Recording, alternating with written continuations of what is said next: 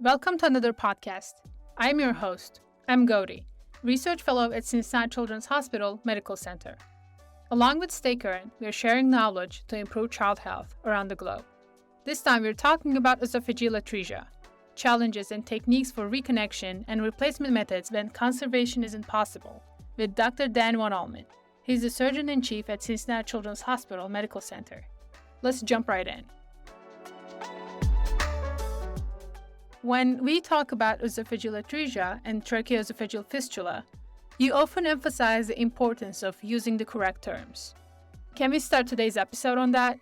We have a tendency to say TEF when we mean esophageal atresia, so just be very careful when you're talking about these things that you're clear about what you're talking about, because when you say, oh, the patient had a TEF, when really what they had is a pure esophageal atresia, that's just not correct. Yeah, that's a great point. Now let's talk about a little bit of the epidemiology of esophageal atresia. It's 1 in 4,500 in the United States. There's a slight male predominance. Chromosomal anomalies are fairly common, and we'll talk about Vactral, which is listed there, which is not a chromosomal anomaly really.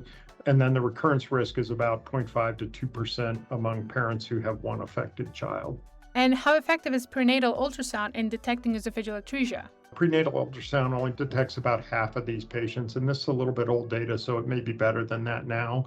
But the ones you detect are primarily the ones that have a pure atresia, because then they have significant dilation of the proximal pouch. For those not familiar with the different types of esophageal atresia and fistulas, could you provide a quick overview? This is the diagram that I think anybody who's done pediatric surgery are very familiar with. It is a demonstration of the different types of esophageal atresia and the different fistulas that you can get from that. And as we know, by far the most common is a proximal atresia with a distal fistula. If you'd like to follow along and check the diagram that Dr. von Allmen is talking about, you can check the description below on the Stay Current app.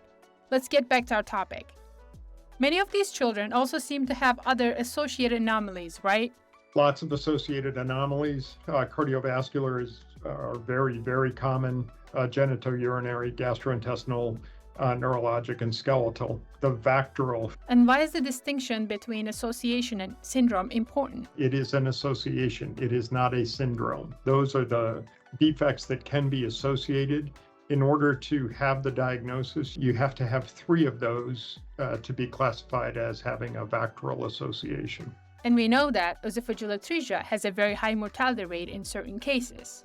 When it's associated with particularly significant cardiac anomalies and low birth weight, it still has only 27 to 30% survival rate.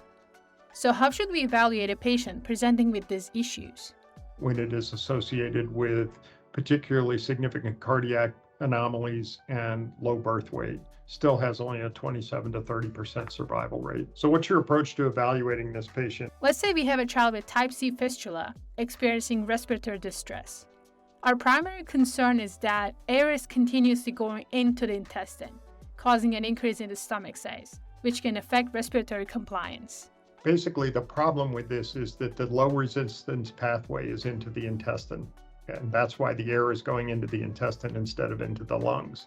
You can put a G-tube in and decompress the stomach or decompress it with a needle, which will help temporarily, but that's also still the low resistance pathway. So the air is still going to go out and just come out the G-tube instead of going into the lungs. People talk about putting the end of the G-tube under water, like a water seal, to give it some resistance.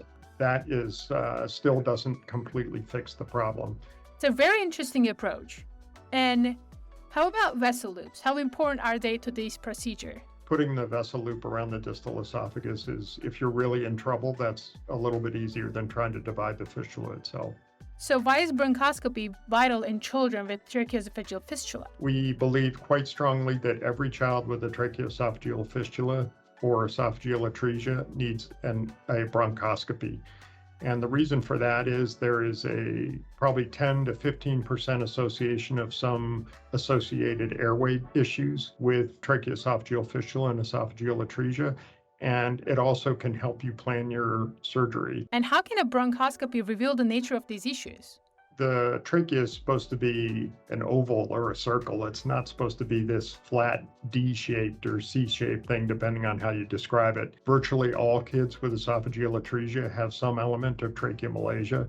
The question is whether it's significant or not. You can't tell, I guess, based on the bronchoscopy, whether it's clinically significant, but you can certainly see it anatomically on the bronchoscopy. There's often mention of assessing the gap between the two ends of the esophagus. What does this mean for us? I personally believe that there is some growth in the esophagus, and typically our approach is to wait several weeks. I think once you get past probably 4 to 6 weeks, there's not going to be any more growth. Let's say the gap is quite significant. The way we do it here oftentimes is to just support the child with enteral feedings. Bolus feedings often are good because we want to put whatever stretch we can on the distal pouch, and then get sequential gap studies. You get to 6 weeks, our approach would be to take the child to the OR. As far as I know, the positioning during thoracoscopy is key for successful visualization. How do you ensure proper positioning during the procedure? You want the patient almost sort of 45 degrees from prone, pushed way over to the one side of the bed so that you can actually access the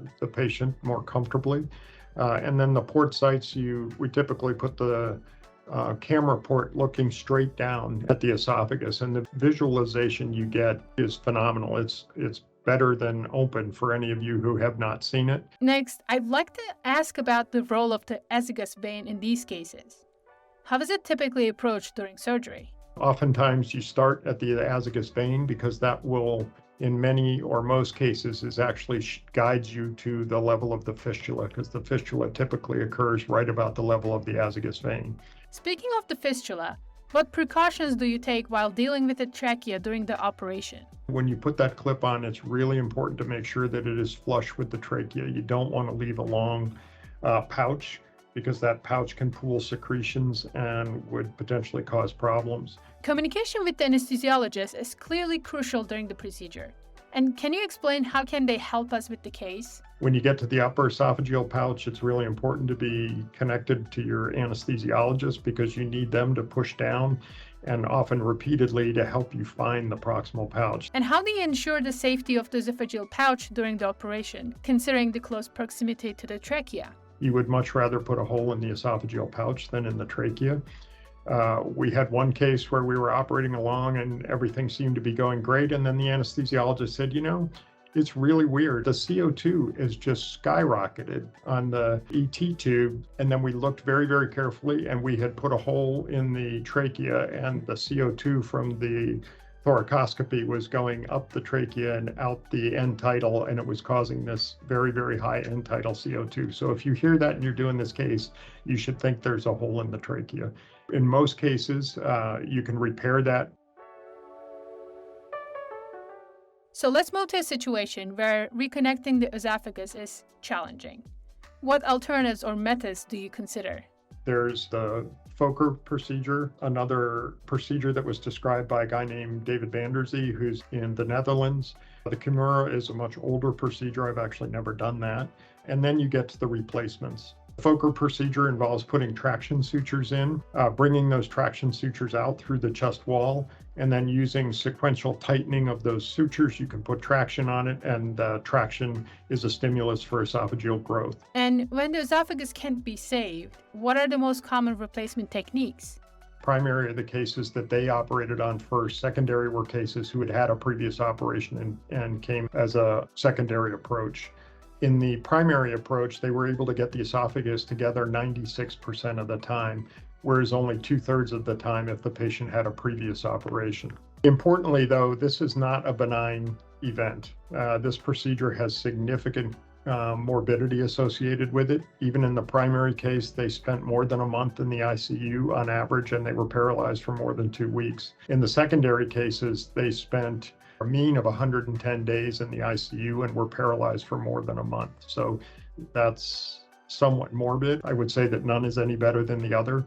The most common one used is a gastric pull-up, but there's a reverse gastric tube, a colon interposition, a jejunal interposition are the most common types. So we have a few options. First, can you describe the reverse gastric tube method? It involves creating a tube from the greater curve of the stomach If you're ever going to consider this, when you're putting in your initial G-tube, you have to make sure that you don't compromise the gastroepiploic artery, because that's the blood supply to the reverse gastric tube. It has a lot of problems with it, and we certainly wouldn't do it. What we use primarily here is a colon interposition.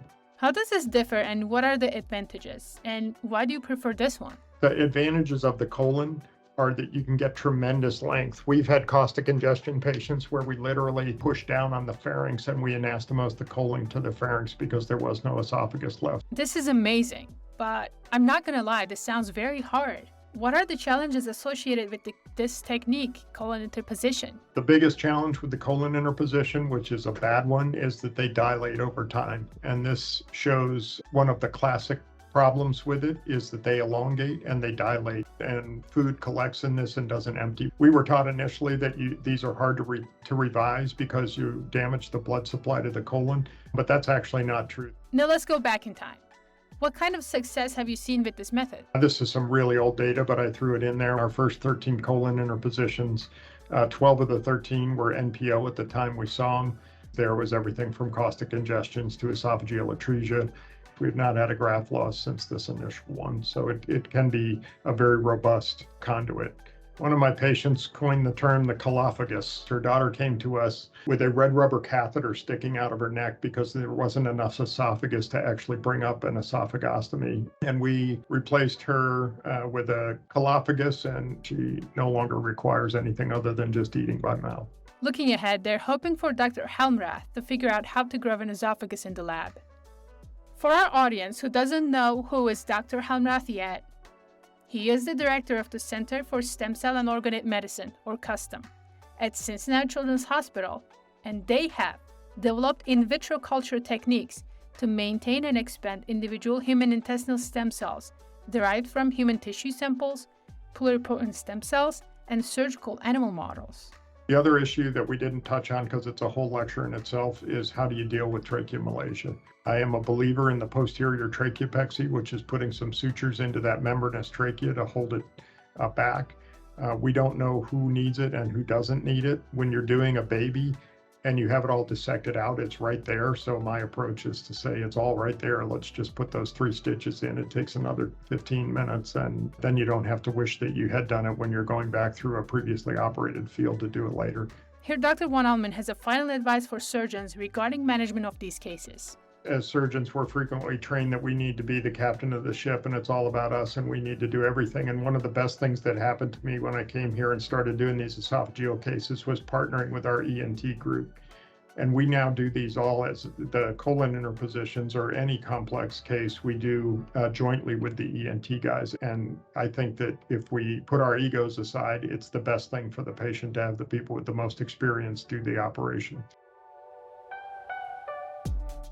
And there you have it, a fascinating insight into esophageal procedures with Dr. Dan von Allmen. Together, we delved into the complexities of esophageal atresia, importance of correct terminology, its epidemiology, and diagnosis techniques. Also, we learned about various surgical approaches, techniques, and the challenges involved, especially in reconnecting the esophagus. Thank you for listening, and stay tuned for more. If you like this episode, give us a rating on wherever you listen to your podcasts. Don't forget to subscribe to our YouTube channel, follow us on social media, and download the Stay Current app for tons of content in pediatric surgery. I'm Gootee, a research fellow from Cincinnati Children's Hospital Medical Center. And along with Stay Current, we are sharing knowledge to improve child health around the globe.